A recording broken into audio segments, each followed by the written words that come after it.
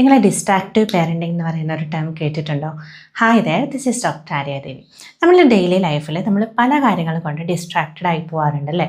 ചിലപ്പം സ്ട്രെസ് ആയിരിക്കാം, പക്ഷെ കൂടുതലായിട്ടും നമുക്ക് വർക്ക് പ്രഷർ അല്ലെങ്കിൽ ഫോണ് സ്ക്രീനൊക്കെ യൂസ് ചെയ്യേണ്ടി വരുന്ന സമയം ഇപ്പം വളരെയധികമാണ്.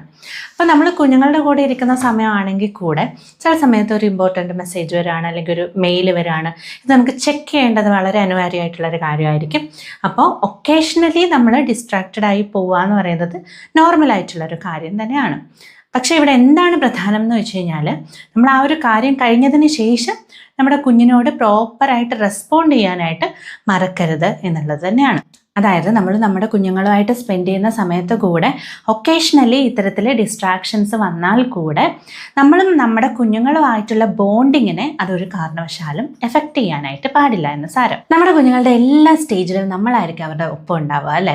അതായത് അവർ കണ്ണിലേക്ക് നോക്കാൻ തുടങ്ങുന്ന സമയമാണെങ്കിലും സോഷ്യൽ സ്മൈൽ സ്റ്റാർട്ട് ചെയ്യുന്ന സമയമാണെങ്കിലും ഒക്കെ തുടങ്ങുന്നത് നമ്മളിൽ നിന്നാണ്. നമ്മളോട് നല്ലൊരു ബോണ്ടിങ് ഉണ്ടെങ്കിൽ തന്നെ പിന്നീട് അവർ അവരുടെ ഇമോഷൻസ് എങ്ങനെ മാനേജ് ചെയ്യണം അല്ലെങ്കിൽ അതെങ്ങനെ എക്സ്പ്രസ് ചെയ്യണം എന്നുള്ള കാര്യങ്ങളൊക്കെ പഠിക്കുള്ളൂ. നമ്മൾ പ്രോപ്പറായിട്ടുള്ള ഒരു റെസ്പോൺസ് അല്ലെങ്കിൽ പ്രോപ്പറായിട്ടുള്ള കെയറും അറ്റൻഷനും ഒന്നും നമ്മുടെ കുഞ്ഞുങ്ങൾക്ക് കൊടുത്തില്ലെങ്കിൽ നെഗ്ലക്റ്റഡ് ആയിട്ട് അവർക്ക് ഫീൽ ചെയ്യുകയും അല്ലെങ്കിൽ അവരുടെ കോൺഫിഡൻസിനെയും അവരുടെ ലാംഗ്വേജിനെയും ഒക്കെ അത് സാരമായിട്ട് എഫക്റ്റ് ചെയ്യുകയും ചെയ്യാറുണ്ട്.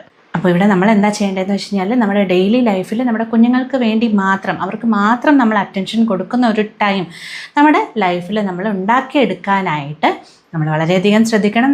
ഏറ്റവും ഇമ്പോർട്ടൻ്റ് ആയിട്ടുള്ളൊരു കാര്യം നമ്മളും കുഞ്ഞുങ്ങളുമായിട്ടുള്ള ഒരു ബോണ്ടിങ് ആണ് എന്നുള്ള കാര്യം നമ്മൾ മറക്കാനായിട്ട് പാടില്ല.